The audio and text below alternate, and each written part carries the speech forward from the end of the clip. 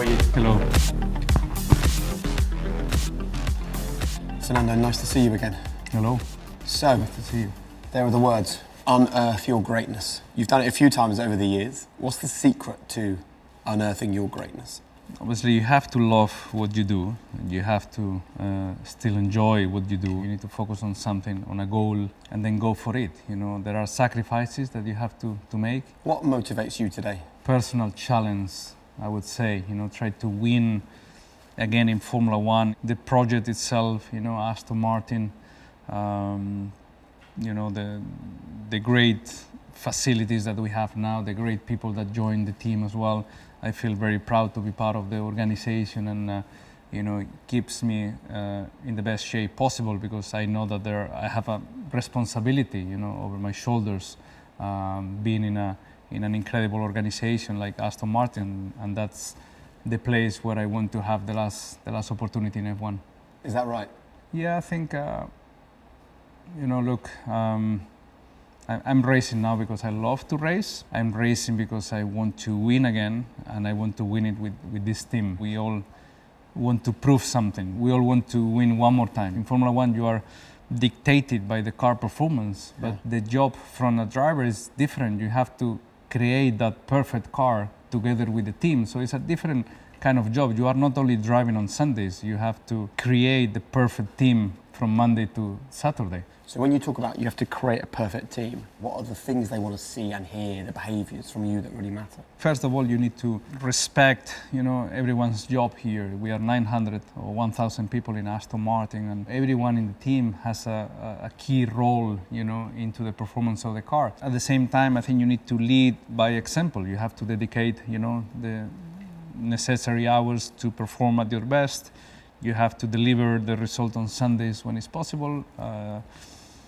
You have to be sharp, fit, motivated all throughout the season to do the job every day, despite, you know, you have better days and worse days. You know, you have to have this mask, you know, when you come to the job that you have to perform. And Formula One is brutal in that respect. You know, it's the most competitive environment, you know, in any sport. There are no off days here. You know, every day is key to success. After a good or a bad result, I'm always the same. You know, and I expect that everyone is doing the 100% as well when they come to the factory. You said you have to sometimes put a mask on. Is that because you need to be the person that's ready to go all the time? You cannot show any weakness, you know, in the sport. As an athlete, we are 20 drivers in the world, so there are a lot of eyes on us. There are a lot of attention on everything we do. Good things and bad things are exaggerated, you know, sometimes for good, sometimes for bad. And you have to really, obviously, have a huge self-confidence, but at the same time, you have to show no weaknesses on your driving style. You have not to show any weakness on the media appearance, in any of the rumors that may appear. You know, you have to be always very, very cool about that. You have to put a mask here when you enter the paddock. Is it not exhausting? It is very demanding. Not every day you feel 100% and you feel ready to do the commitments that you have to do. It is demanding, but I think all the jobs are demanding if you do it to perfection. You know, even the very simple job, you know, out there, if you do it perfect and if you want to be the best at the thing you do, it is demanding, and you have to accept that and to enjoy the process of finding perfection, let's say. And I think when it comes to unearthing your greatness, the trick really is to understand what everyone else is doing as well. What are the kind of the games, either the mind games or the physical things that you see from other drivers where you're like, I know that's a game, or maybe the ones that you do yourself? It's not that everything is so obvious, you know, from the athlete itself, you know, that has some strengths or weaknesses. But yeah, you understand with time, you know, different characters and different ways of behaving, you know, from your rivals that you can spot.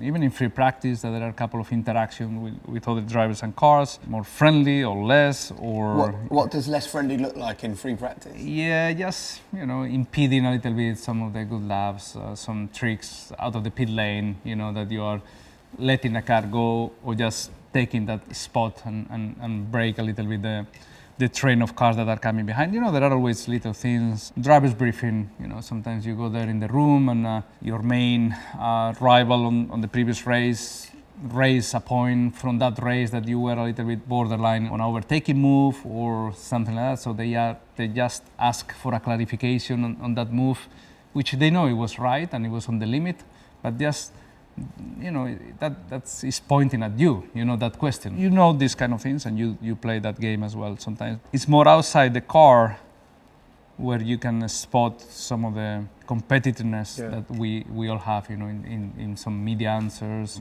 You point towards some competitors sometimes and they point at you. Teams, they exploit the rules to the limit sometimes, you know, when you see a team or a car or a driver dominated for 2 or 3 races and then that controversial rear wing that they've been using is banned or something for the future races, then you point at that, you know, device. And was there a season in your career where you knew mentally you'd managed to have the beating of your opponents? My Ferrari seasons 2010, 2012, we fought for the championship until the last race with a package that was not as competitive as the Red Bull. And I think some of that competitiveness and fight mode that we entered in those years were also coming from the outside. I remember once, I think it was Korea, South Korea in 2010, it was a red flag in the middle of the race. It was very wet, aquaplaning everywhere. We stopped on the grid and it was Mark Webber first, I was second. I came to the grid and I spoke with him. You know, the track is really bad, you know, this aquaplaning. It will be a disaster if we restart the race now. And I knew that the race was about to restart soon. He said that entered in his mind that the track was worse than what actually it was. And he crashed after the restart. You wily old devil. I was trying to use every single thing that it was in my pocket, you know, in that day to really win a race or keep the championship alive a little bit longer. If we're talking about greatness, there's also tough times because that's part of finding the greatness. When was the period in your career where you think mentally it was the biggest challenge and the biggest struggle? 2010. There is a very narrow line between greatness and big disappointments, and it was the case in 2010. We were very close to win the championship in Abu Dhabi. We didn't manage, and that was a big down moment. One of those moments that you will love to go back 24 hours in time and do things differently. It's a big opportunity to win a championship and then lose it, you know, in that hour and a half in those 57 laps of Abu Dhabi. You need to come out of that dark moment. It can be 1 week, it can be 2 hours, it can be 3 days. In my case, it was like 16 hours. I think I woke up in Monday morning and we had a Pirelli test on Tuesday. And I took that Pirelli test as a reset point. It was 16 hours, you know, what the stayed inside, you know, the disappointment.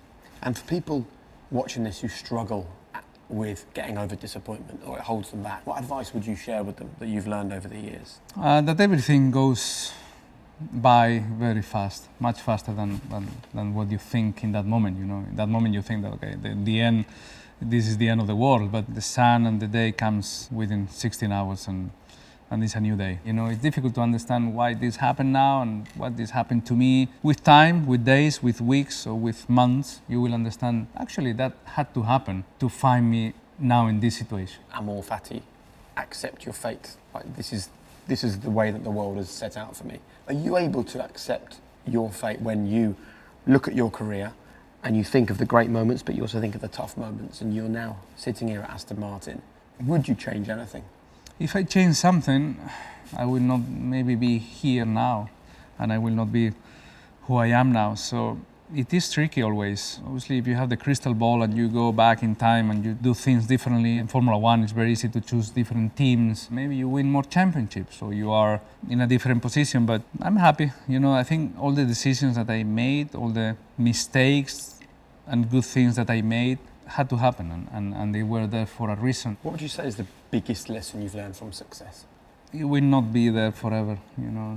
It's very obvious. When things are going bad and good, you understand that that's for that moment in time, and it will not last forever. But you still believe in that right moment that they will be forever. You know, I don't know why. Even if we know, you think that winning races that will be, you know, from now on, the normality, winning championships, that's my destiny. You know, these kind of things, you know, in that moment. So I would say that now, when I have success, or if I do have success in the future, I will enjoy more that moment, because I know that the following week it will vanish somehow. You know, it will stay there forever in the book, something like that. But the personal feeling will just dramatically go down. It's just a moment of high, and probably I didn't enjoy as much as I should in the past. You mentally go and transport to the future and just thinking of the next championship. I won the championship in 2006, and I was thinking, okay, now I go to McLaren in 2007, so I need to adapt. So you were always thinking of the next? Always, and I didn't enjoy the moment, because I thought somehow that was the normality. Yeah. So with time and with maturity, you learn those things. We're discussing greatness, right? But greatness is only great for you if you actually stop to enjoy the greatness. If you move on instantly, how great actually was it? You know, you might get a race win this weekend for Aston Martin, and it might feel like the greatest thing you've ever done, because you've learned that you have to enjoy every moment. But then I also think that if you're searching for greatness, do you have time to really stop and enjoy those moments? Because your competitors might not be doing that. Agree. I think it's an interesting point, because probably you will not achieve greatness if you do enjoy the success. So what's the point? I think you have to combine both things. Greatness can only be achieved if you constantly search for the next success.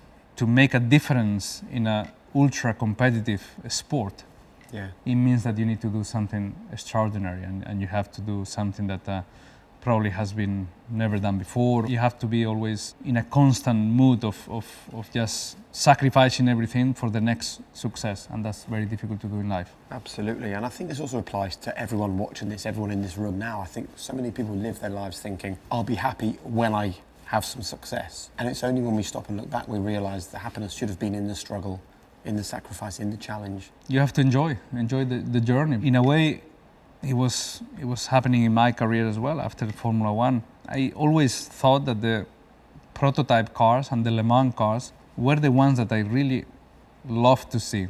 You know, from very young age, I saw those cars, that capsule, you know, where the driver is in, that it was very, very attractive. I tried the 24-hour Le Mans, I tried the Indy 500, I went to Dakar, Daytona. All those challenges, you know, made me grow as a driver, but also as a person. I went out of my comfort zone. I have to learn from the best how to drive those cars, which was very different than a Formula One car. Formula One is my life, and it's very big sport in the world, but it's still very, very small if you compare to, you know, what motorsport can offer and what a driver can become. You can be a much more complete person and more complete driver if you expand a little bit the view outside Formula One. So you're a better driver for having had time out of Formula One driving 100%, somewhere else? 100%, because as a driver you see different point of views, and outside Formula One I think I learn a lot of things. What do you think is your greatest ever F1 drive? I don't know, it's difficult to choose and difficult to remember all of them. I thought you would have an instant answer to this question. To Valencia, probably. One of the best, but I think it has been the most mediatic one and the well-known. But there are many races that, you know, people were not maybe aware of. I think it was Malaysia, Sepang 2011, probably, where I had a problem on the gear shift. And the gearbox was broken, semi-broken, the clutch had a problem. The gears went up, okay, but not down, around half through the race. I tried to downshift to 10-1, and from 7th I went to only 5th instead of 2nd. So I did 10-1 in 5th, I lost time. I realized in the following corner that it was a problem. Out of desperation, I tried to blip the throttle on a downshift, just because if not I will retire the car in that lap. And I blipped the throttle and the downshift went in. So in the next braking point I blipped the throttle 4 times and 4 downshifts went down. And I communicate to the team, what I'm doing is right or wrong. I will break the gearbox within 1 lap. And they said, keep doing what you're doing. Gearbox is safe by doing that. And I did like 30 laps like that. So upshift was okay, and then braking, I had to brake. And while having the pressure on the brake pedal, I have to blip the throttle a couple of times to the downshift that I wanted. Obviously synchronize the throttle and the paddle shift. The engineers, they came and they said, I don't know why you came with that solution, you know, that fast, because that could be a solution, but you did it like in 13 or 14 seconds in the second corner after you had a problem. And I said, I hate losing, I hate retiring the car. I will try everything before just stopping, you know, and accept that we have to DNF. I finished like fifth or something, completely anonymous. No one will remember that race. But the level of energy that I had to put in that race, the level of concentration, focus, and instantly come out with a solution of a problem that it was never tested or experienced, I think it was quite a race to remember. But as I said, you know, some races, they come anonymous on the people. The inside story of Malaysia 2011. That's one of my favourite Formula One stories straight away. I don't think people know about that very... No, they don't know much. No. That's also a good reminder that when we are unearthing our own version of greatness, it's about what matters to us. It's not about the public opinion of that. And when things are a challenge, as they are now, for race results at Aston Martin, what's the secret to remaining optimistic, to remaining hopeful? You have to trust the team and the people that we have in the factory. I think the latest recruitment that we had, you know, and the new people that came brought us a reset on expectations and motivation. If you don't see any change when the situation is not good, then it becomes a problem. Then you lose the trust. You know, you don't see the light at the end of the tunnel. But I think in Aston, what I found is a team and a leadership that they are never happy until we win. And a couple of weeks before the news broke that Adrian Newey was joining this team, I had a chance to speak with him and I said, what are you most excited about? And he said, I've never had the chance to work with Fernando Alonso. You'd also never had the chance to work with Adrian Newey, and now you're doing that here. When you think about Adrian Newey and greatness, what do you think about? For sure the best ever designer in the sport, and no one probably will achieve the numbers that he has. Yeah. And the way he works explains some of the results that he had. You know, he has an incredible way of seeing the car as one piece that works together, not single devices that provide performance. You know, he just can anticipate the whole car like in one piece. He seems in control of everything at all the time. A self-confidence that probably I never saw before. He's not stressed about any other team or any other philosophy or any other design. He believes that his will be the best. How does that make you feel? Very safe. He came to Monaco to the race. He was just in the garage. He's not talking to many people, but at the same time, always thinking, you know, and touching, you know, the front wing here, the suspension there. You know, he's, I think, an artist more than an engineer. You know, I think that you're the dream partnership. The thing that I noticed between the two of you most of all, utter obsession. Total and utter obsession with winning. Am I right? Yeah. When we are motivated, we are obsessed. I think people see the success, they see the victories, they don't see the hard work. What would you say to people that don't understand how much hard work and greatness are connected? They are part of each other. You will not get one without the other, but hard work and the process of winning and achieving something special is already a victory. It's already a success. When I go into a championship or when I go into a race, I do believe that I'm the best prepared. That kind of preparation, that kind of knowledge about the whole race situation make me a winner before I start the race. And I will not win the race. I understand what is the limitation of the package and the speed we have, but I go into the race full of optimism, confidence, and determination to achieve the best result that Sunday. Sometimes it's 7th, sometimes it's 9th, sometimes it's on the podium. If a podium is in our hands, I will not finish 8th. I'm sure of that. Greatness is not actually winning. Greatness is the best you can do in that moment. Greatness is the best version of yourself in that moment and never stop searching for something better. That's greatness for me. What a great conversation. I love that, mate.